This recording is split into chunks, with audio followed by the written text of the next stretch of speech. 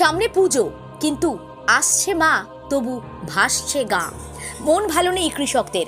তারকেশ্বর ব্লকের কেশবচক গ্রাম পঞ্চায়েতের কাড়ারিয়া নছিপুর কৃষকদের মাথায় হাত। কারণ শ্রেষ্ঠ উৎসবে নতুন বস্ত্র কেনার উপায় নেই। বিঘের পর বিঘে জমি, সবজি সব আজ শেষ, সবটাই জলের তলায়। প্রশাসন সাহায্য করছে বটে, কিন্তু পুজোর আনন্দ নেই। এই মর্মে চিঠি চাপাটিও চলছে, কিন্তু লাভ হচ্ছে না কিছুই। ইতিমধ্যেই বন্যা দুর্গতদের পর্যাপ্ত ত্রাণের ব্যবস্থা থেকে শুরু করে ভেঙে যাওয়া মাটির বাড়িকে পাকা বাড়ি করে দেওয়ার দাবি নিয়ে ভারতের কমিউনিস্ট পার্টি মার্ক্সবাদী তারকেশ্বর 2 নম্বর এরিয়া কমিটির তরফে জেলা শাসককে চিঠিও দেওয়া হয়েছে। দেখতে থাকুন নিউজ বাংলাদেশা। আপনার নামটা কি? এটা নজিপুর। নচিপুর। আপনার নাম? আমার নাম স্বপন মালিক। আচ্ছা, আপনি কি চাষ করেছিলেন? সবজি চাষ করেছিলাম। এই যে পুজোর মুখে হ্যাঁ। যেভাবে এই যে আর্থিক ক্ষতি বলা যেতে পারে, হ্যাঁ কি আপনি তো একজন কৃষক, হ্যাঁ হ্যাঁ কৃষক।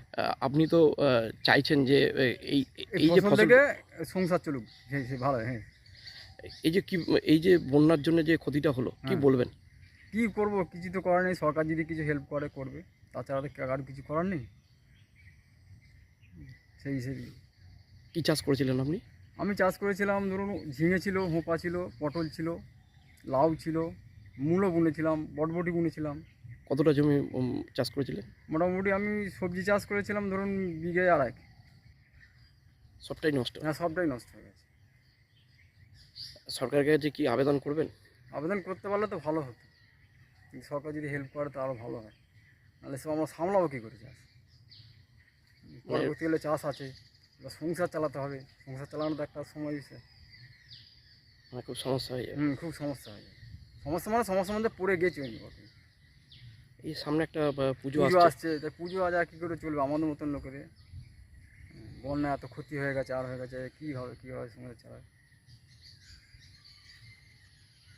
আপনার নাম? আমার নাম স্বপন মালিক।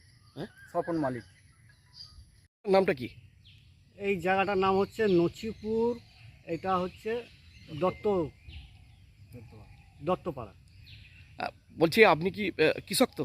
হ্যাঁ, কি কি চাষ করেছিলেন আপনি? আমি পটল চাষ করেছিলাম, ঝিঙে চাষ করেছিলাম, আর কিছুটা মূলো ছিল হয়তো 1 বিঘে মতো।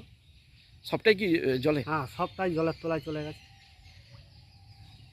আপনি কি সরকারের কাছে কি আবেদন কিছু করেছিলেন? না, এখনও করিনি। তো সেই মুহূর্তে এখন পর্যন্ত এই ঘর নিয়ে জলে ডুবে গেছে। ঘর সামলাতেই ব্যস্ত ছিলাম ছেলে মেয়েদের নিয়ে। আর সে এখনও পর্যন্ত দরখাস্ত লিখতে পারিনি। তো এবার সরকার থেকে যাতে কিছু অনুদান সাহায্য পাই, সেইটুকু রাজ্য সরকারের কাছ থেকে অনুরোধ করছি। আর খুব তাড়াতাড়ি যেন এটা চাষিদের খুব ব্যবস্থা নেওয়া হয়, এইটুকু আবেদন রাখছি। আর মানে যা যা ছিল সবটাই জলের মধ্যে চলে সব গেছে। জলের মধ্যে চলে গেছে।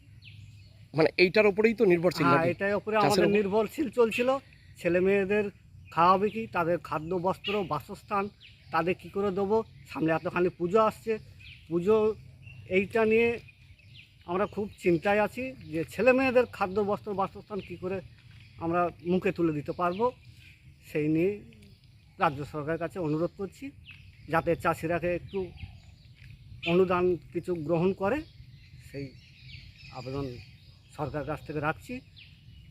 এরপর আমি আর কি বলবো, মানে কেশবচক অঞ্চলে একদিকে হচ্ছে নছিপুর, একদিকে হচ্ছে কাঁড়িয়া। কৃষকরা যেভাবে ক্ষতি হয়েছে, কি বলবেন? এবং পরিমাণটা কি এখানকার যে ভৌগোলিক চিত্র, সেইটা যদি বলেন। যে এই বিগত দিনের যে বন্যা, সেই বন্যার থেকেও রেকর্ড পরিমাণে জল ছাড়ার ফলে কেশবচক পঞ্চায়েতের বিস্তীর্ণ এলাকা, মূলত নছিপুর কাঁড়ারিয়া সহ কেশবচকের একটা অংশ জলের তলায় চলে গিয়েছিল।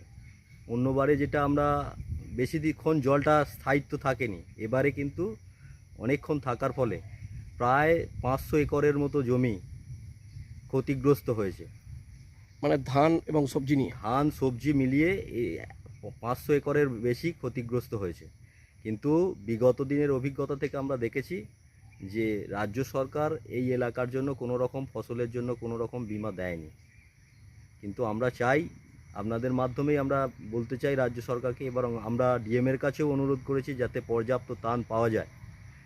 ত্রাণের ক্ষেত্রেও আমরা দেখছি পাওয়ার যোগ্য সেই সব লোককে আমরা দিতে পারছি না, পায়ে হাতে ধরে কান্নাকাটি করছে, পাচ্ছি না। কৃষকেরও সেই একই অবস্থা, শুধুমাত্র দেবার মতো কৃষকদের কাছে আমরা হয়তো একটা ত্রিপল দিতে পারছি, তাও পর্যাপ্ত পরিমাণে নয়।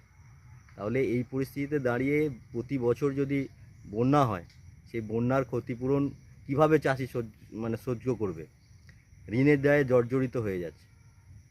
চাষের বিপুল পরিমাণে খরচ, সেই খরচ পুষিয়ে নিজেদের পরিবার লালন পালনের জন্য তারা সম্বল সঞ্চয় করতে পারছে না। কৃষকের অবস্থা প্রচুর খারাপ। আমরা চাই যাতে রাজ্য সরকার এই বিষয়টাকে দায়িত্ব সহকারে দেখে যারা কৃষকরা ফসলের বিমা পায়, অন্য বছরগুলো যেটা পায়নি এবারে যাতে পায়, তার ব্যবস্থা করলে আমরা খুব খুশি হব। সামনেই তো বাঙালির শ্রেষ্ঠ উৎসব দুর্গা উৎসব, সেখানে কৃষকরা একটা মুখে তাদের হাসি থাকে, পরিবার পরিজনকে কিছু তুলে দেয় নতুন বস্ত্র, সেইটা থেকেও তো বিরত থাকবে। হ্যাঁ, এই যে ধরুন মালতীমাতা হাইস্কিং মিল আপনাদের জন্য নিয়ে এসেছে সম্পূর্ণ ঘরোয়া পদ্ধতিতে চাতালে শুকিয়ে তৈরি কৃষ্ণভোগ মিনিকেট, ডহর, বাঁশকাঠি, মহারাজা জিরাকাঠি ও দুধেশ্বরীর মতো উন্নত কোয়ালিটির চাল।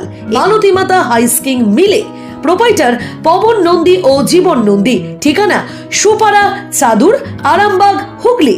যোগাযোগ নম্বর 7432074210 অথবা 8972452835।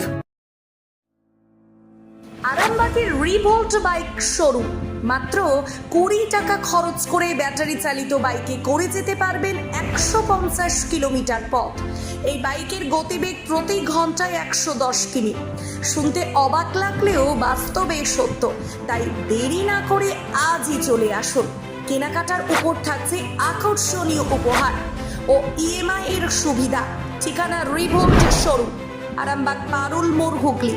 যোগাযোগ নাম্বার 7585822578।